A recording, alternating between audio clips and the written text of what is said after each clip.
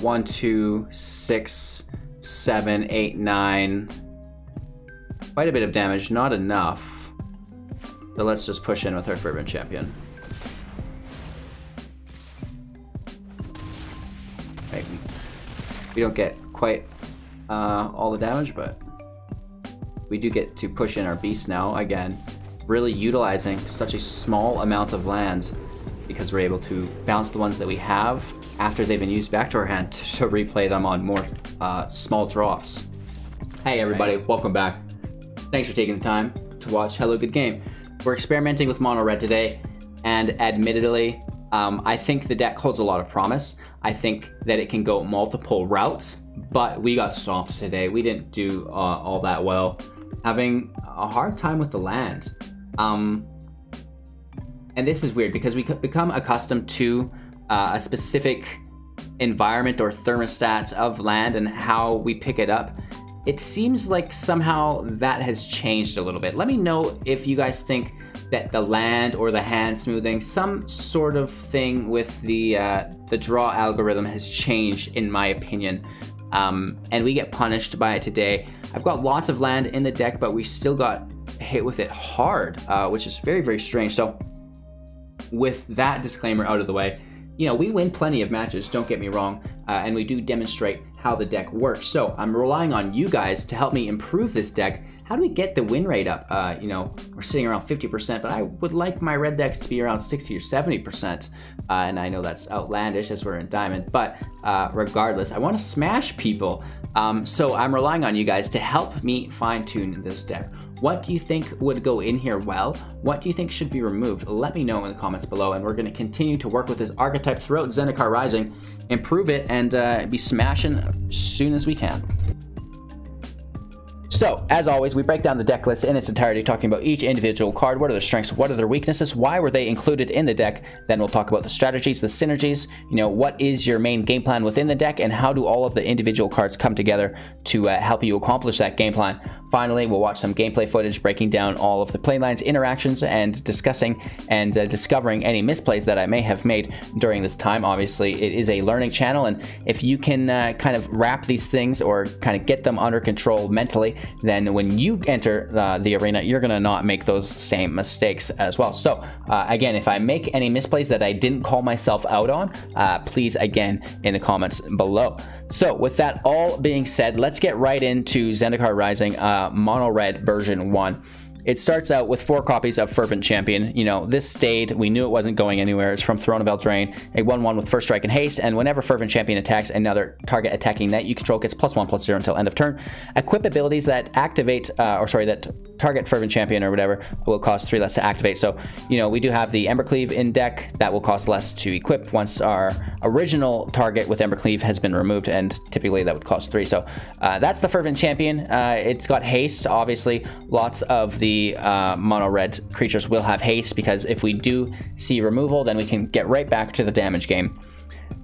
Our second 1-drop is Wayward Guide-Beast, and now I actually really like this, and I think that this is going to find its way in a lot of decks slowly as people learn how to use it. It's a 2/2 with trample and haste for 1, so base stats are absolutely incredible. Whenever it deals combat damage to a player, return a land you control to its owner's hand. This can actually be very, very good. We're going to talk about why when we overcap the synergies within the deck, but you guys will be able to figure it out. You're some smart cookies. While we wait to discuss that, though, we've got 4 copies of Robber of the Rich, a 2/2 with reach and haste. When it attacks, if defending player has more cards in their hand, then you exile the top card of their library. During any turn you attacked with a rogue, you may cast that card, and you may spend mana as though it were any mana color to cast that spell, which is quite nice, of course. And another new card here, Kargan Intimidator, a 1/3 human warrior. Cowards can't block warriors, just in general. Of course, there's no cowards in game unless you pay 1 to create a target creature to become a warrior. And then you can also give target warrior trample until end of turn, or give it +1/+1 until end of turn. You can choose all 3 of those, but only 1 of them each turn. Into our 3 drops, 3 copies of Bolt Hound, 2/2 with haste. Whenever it attacks other creatures you control, get +1/+0 till end of turn. 4 copies of Bonecrusher Giant, stomp for 2, dealing 2 damage that cannot be prevented to any target. And it's at 4/3, and whenever it becomes the target of a spell, it deals 2 damage to that spell's controller. Kazuul's Fury, slash Kazuul's Cliff, entering tapped, adding 1 red mana to our pool, and then for 3 instant speed, sacrificing a creature, dealing damage equal to the sacrificed creature's power to any target. 4 Relic Robbers for 3, 2/2 with haste. When it deals combat damage to a player, that player creates a 0/1 colorless goblin construct artifact creature token with this creature cannot block, and at the beginning of your upkeep, this creature deals 1 damage to you. Anax, Hardened Forge. This, you know, is pretty cool creature. I'm sure you're all aware of. Its power is equal to your devotion to red. Whenever Anax or another non-token creature you control dies, create a 1/1 satire creature token with this creature cannot block. If the creature's power was 4 or greater, you create 2 of those tokens instead. 2 copies of Shatterskull Charger for 3, trample haste, kicker for 2. If it's kicked, put a 1/1 counter on it at the beginning of your end step. If it doesn't have a 1/1 counter on it, return it to its owner's hand. 4 copies of Torbran, Thane of Red Fell, a 2/4, and when a red source you control would deal damage to an opponent or a permanent an opponent controls, it deals that much +2 instead. And then 3 copies of Embercleave for 6 flash, 1 less to cast for each attacking creature you control. When it enters the battlefield, equip it to a creature you control. Equipped creature gets +1/+1, has double strike and trample. Equip costs once it's you know, already in the field is 3. We've got 17 mountains and 3 Embereths in the deck as well. So that's the deck list. Let's break down some of the strategies and synergies that you know, you're going to go out and try to achieve, and then we'll do common misplays. And at the end of the video, after we get into the gameplay footage, we'll talk about potential upgrades and changes to the deck that we want to make. So, at first I mentioned Wayward Guide-Beast. Why is this card good? It's good because if you have a deck that doesn't have a lot of land, you can still utilize landfall without top decking land consistently. So this means if we have 2 land in play, we didn't draw our 3rd, we can quite literally attack, instantly tap our land for mana, use the mana on something, or we use the mana first, right? So use the mana, attack, put the mana back to your hand, then put it back into the battlefield, right? So instead of top decking a land from your library, you just took it from the battlefield and put it right back into the battlefield. So you tapped it, you replayed it, and now you get to spend that mana again. And you could play another Guide-Beast, you could play another Fervent Champion, right? So that is something I want to get out of the way. Don't attack when you don't have or if you've already played a land this turn. That's how I would describe this creature. If you've already played a land this turn, don't attack, right? Otherwise, go get him, soldier. And then we've got the Intimidator. This is really cool because, you know, you can make their defender not be able to block warriors. So your Kargan Intimidator can get in unblocked. Admittedly, there's not too many warriors in the deck. We do have the Shatterskull Charger as well. That's a warrior, but, you know, the majority here is not. So we do have some rogues as well, but nothing utilizing party, nothing tribal, nothing like that, right? The main priority is just play your 1-drops, your 2-drops, flood the field with them, get your Anax out, turn 3, then you play Embercleave on your Anax, and then you just smash your opponent. They remove the field, you create a bunch of Satyr tokens from your Anax, and then you play Torbran, and then your Satyr creatures just smash your opponent. That's supposed to be how it works.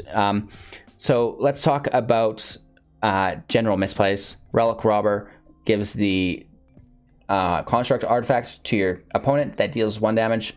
It could be misinterpreted that it would deal 3 damage through Torbran, but it doesn't because you don't control this permanent. So it's only dealing 1 damage, but again, it's still really nice chip damage done consistently to your opponent.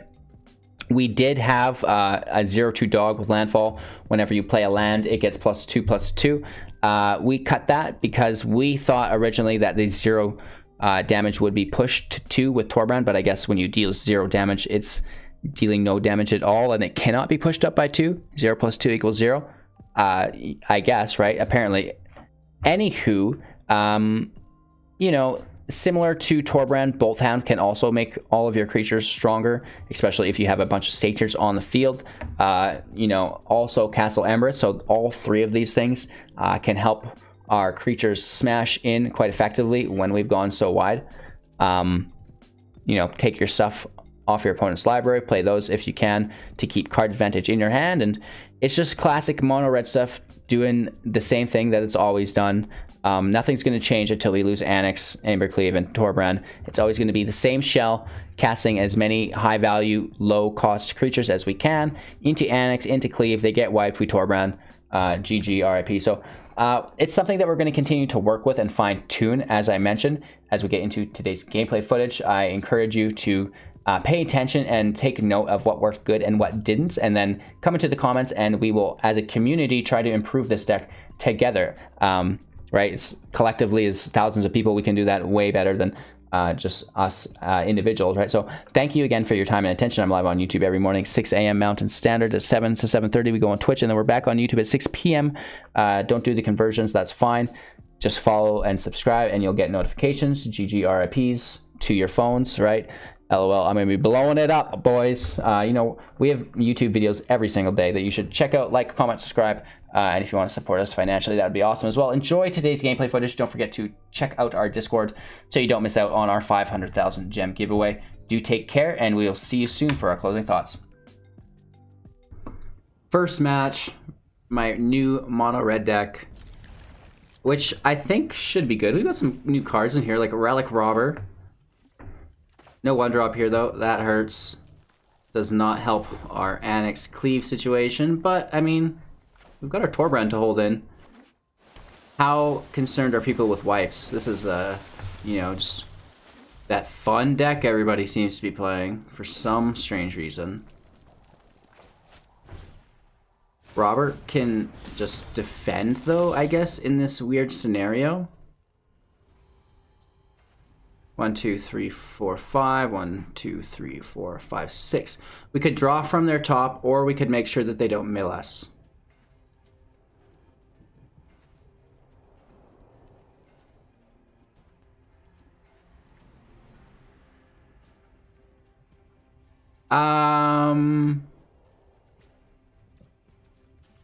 Jeez, we're an aggro deck. Let's go for it. When in doubt, slam home.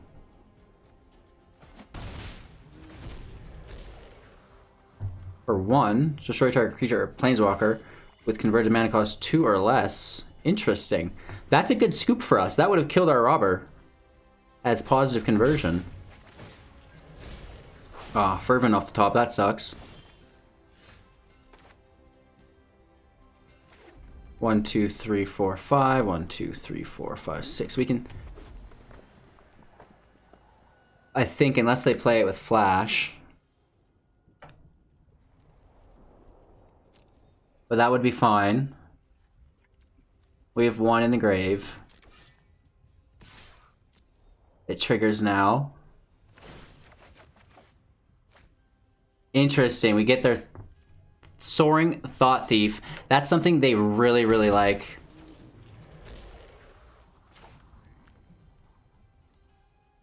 I think we just kill this thing, right? And then it's not a problem anymore. Lofty Denial becomes more expensive as well at this point if they don't have a flyer. 1 shot, 1 kill. We go first, 3 land in hand. Anax ready to rip. I don't mind it. So, but this is kind of weird. Whenever it deals combat damage to a player, return a land you control to its owner's hand. We're not really ready to rip with that yet. That's kind of like a late game thing. We will play it just to have it in play, as it does reduce the cost of our Anax. Or the Embercleave on top of our Anax, right? Yeah, it's like we may as well Robber.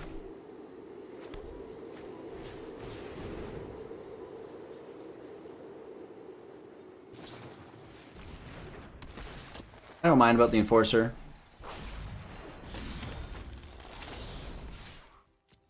It will stop combat damage, but we get to take their Thief away. Ha! Please and thank you. And the Beast is, you know, also an amazing blocker. A 2/2 for 1 to play a little defense off the start. All right. Okay, they kill the Robber. That's a good play. Especially before we have Anax dropped in. I almost just want to blast in with this, right? That forces them to lose a creature. There's no way they take this damage. Oh! Like, what? A Goblin Construct? What's this thing? Now all we need is our Torbran in play, and we're talking about big boy damage every turn. The Relic also can't block, so they're forced... Okay, they deal with the Robber. Again, before Anax's play sucks, but... Unless they play land, they're tapped. We have the block.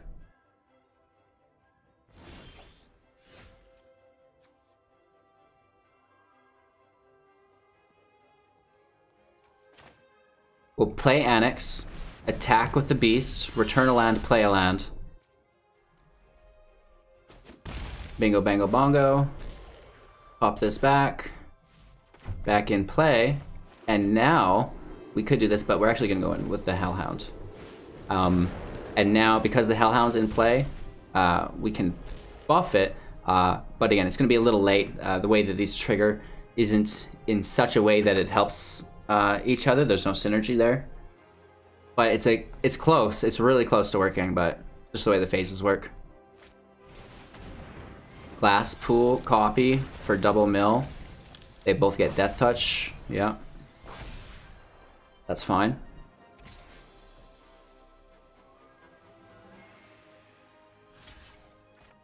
Right? This is just straight up trade.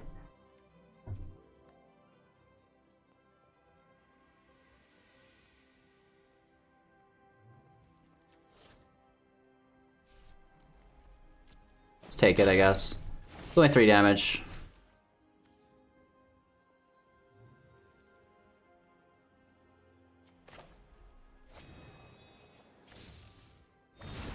Let's stomp the blocker. And then we have 1, 2, 6, 7, 8, 9. Quite a bit of damage, not enough. So let's just push in with our Fervent Champion. Right. We don't get quite all the damage, but we do get to push in our Beast now, again. Really utilizing such a small amount of land because we're able to bounce the ones that we have after they've been used back to our hand to replay them on more small drops. Right? Game. I can't believe we get to go first again. What are the odds? It's awesome! Of course, I include all of my gameplay footage. We had someone's like, why don't you include any matches where you don't go first? It's like, wow. Well, let me tell you, I include every match I play because I put so much content out, I don't have time to exclude stuff. So this is great because it triggers the Hellhound, right? Hitting for 2-3, not bad. We should probably just push our Intimidator out. The Robber's cool, but at the end of the day, it doesn't have, or it has haste and the Intimidator doesn't. So it's good to get that out rolling first. It can also shut down a blocker, potentially, if that's their game plan, right? It does a few things here, it's really cool, but you can only do one of them each turn. So for one, you get to choose one that's not been chosen, right? One each turn. It gets +1/+1 until end of turn. Target creature becomes a coward until end of turn, and then obviously cowards can't block warriors. And target warrior gains trample until end of turn. So we see the Cobra, which is just an immediate removal. You can't let it even touch the field. It's one of those things.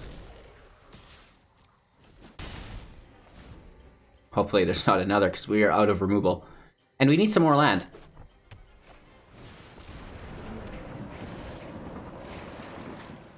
Arrow in play, that's fine.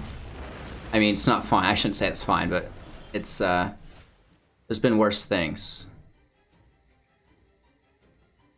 Wow,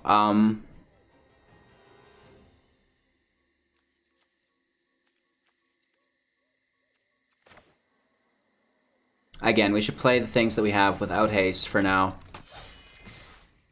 Not pulling our third land is, like, stinging at this point.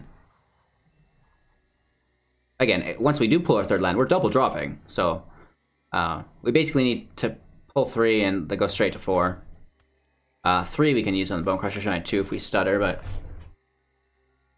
we have a 2-drop and a 1-drop to spend 3 mana, and then we can drop our Giants. So we'll do the Hound and the Robber, leave the Fervent Champion in hand as it has haste. I always try to leave my haste creatures. Oh no. That's not good.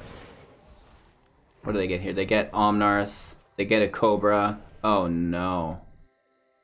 Nice. ×2.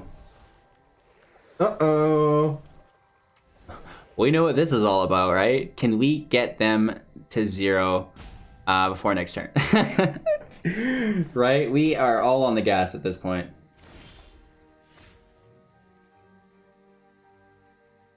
Yeah. So no land. Makes me so sad. We may as well just push the Robber. At a certain point we can't wait. We're not pulling land, we just have to... All gas, no brakes. We had someone in Twitch asking why our stream looks so bad, and it's because I live in rural Canada with very poor internet. For the pre-release, I actually rented an office space in town, so I had high speed. But unfortunately, I can't afford that every day. We are looking, eventually, as the channel does grow here, I can afford my own place slowly. A Fable Passage on top of the Cobra with an Evolving Wilds. It's nice. This is probably game over here.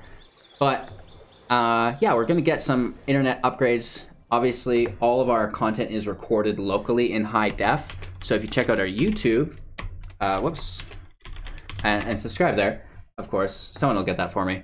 But that's where it's all recorded in good quality. And then the Twitch stream, at least while I'm in my rural location, is strictly just community engagement where we talk, answer questions, do shenanigans like that. And we watch it in potato quality.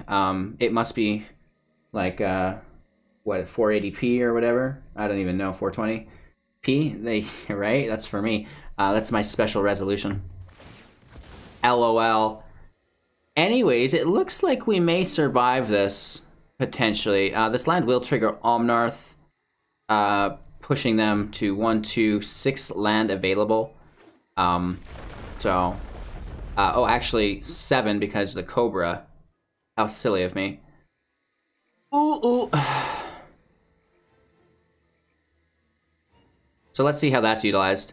There is not the correct mana for the Genesis to our benefit. So we'll see more arrows and, you know, hopefully not more lands. This will deal 4 damage to us if there's another land drop. And at the very least, I assume they'll cultivate, right? Oof. Straight from the hand. So there's 4 damage. Omnarth is done triggering for the turn.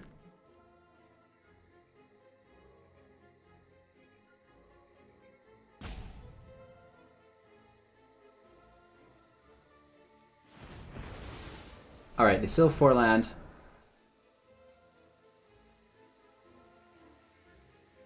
Graveyard count at 6. They're not playing Uro. The way they distributed their pool wasn't correct to replay Uro.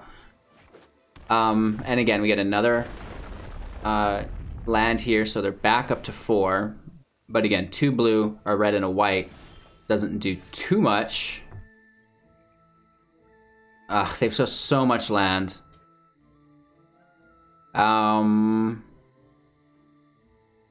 We should just blast the Cobra. 1, 2, 3, 4, 5, 6, 7. Yeah, we definitely have to blast the Cobra. But then Omnarth can block anything. 1, 2, 3, 4, 5. 1, 2, 3, 4, 5, 6. Okay. Let's do the attack first.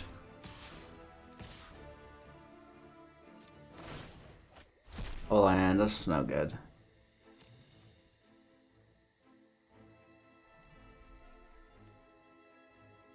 It's weird. It's like we need the Cobra to block. Almost at a certain point. There's so much value in that landfall deck. It's disgusting. Like 7 land a turn. You know what I mean? I also wouldn't mind if Omnarth blocked. Yeah, perfect. Thank you.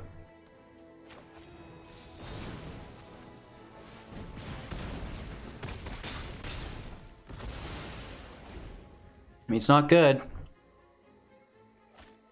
Right? We've been stuck on 2 land this whole time. That's bound to happen some games, I guess.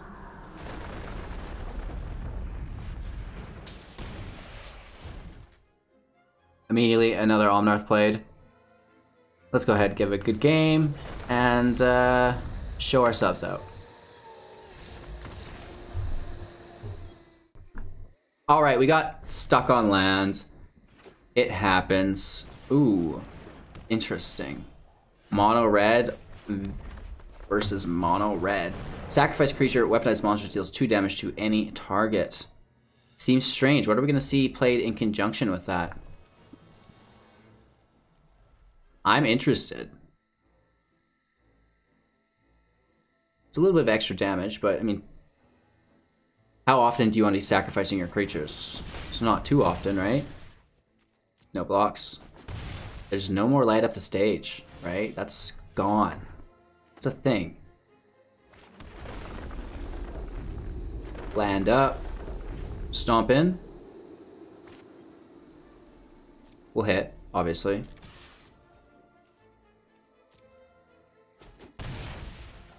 But I think we should probably just stomp, shouldn't we?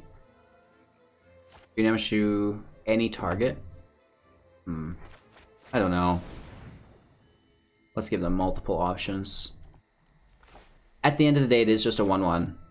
It will become threatening, but it will always be a 1/1. Okay. Whatever, bro. Better to drain that into a creature than our health. Oh no, we should have shocked it before Anax hit. Gosh darn it.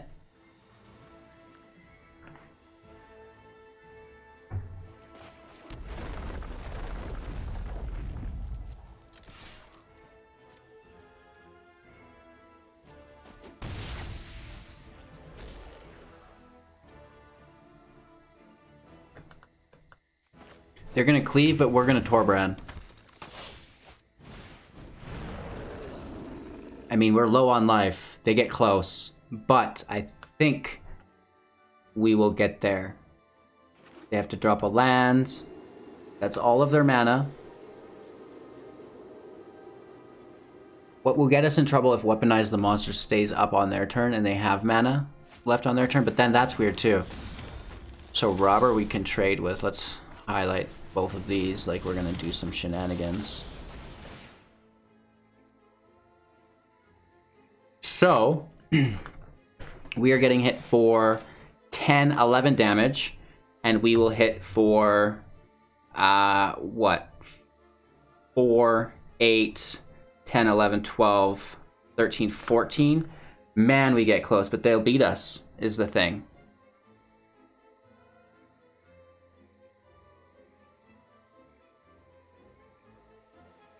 Right? 2, 4, 6... 10, 13, they got 3 life left.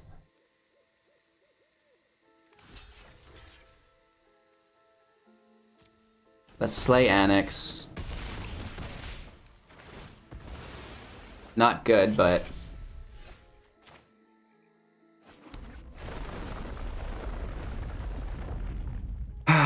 we basically just need the blocker, don't we? They can go wide with Embereth pretty efficiently.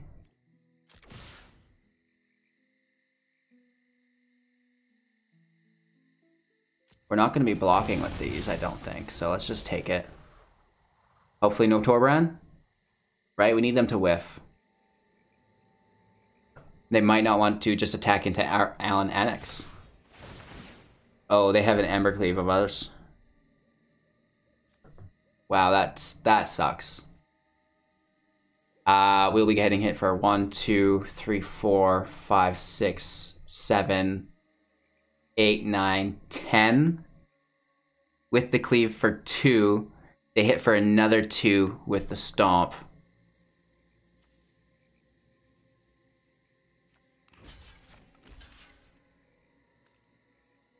That would force the stomp on us, which is fine.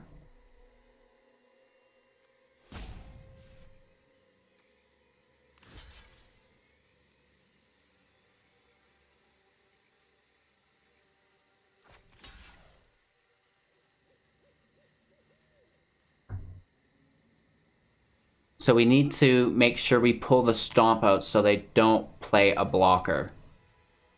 and we need to pull a land. Right? It's a very weird equation, I think. Right? Embercleave on the Robber.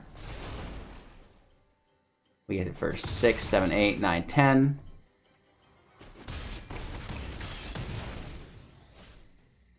And now they have the option to either stomp Anax or deal a little bit more damage to us. Anax goes gonzo. We get the 2 tokens. No land. That's the saddest story never told. If we had a land, we would have had it. But it appears not. Nice.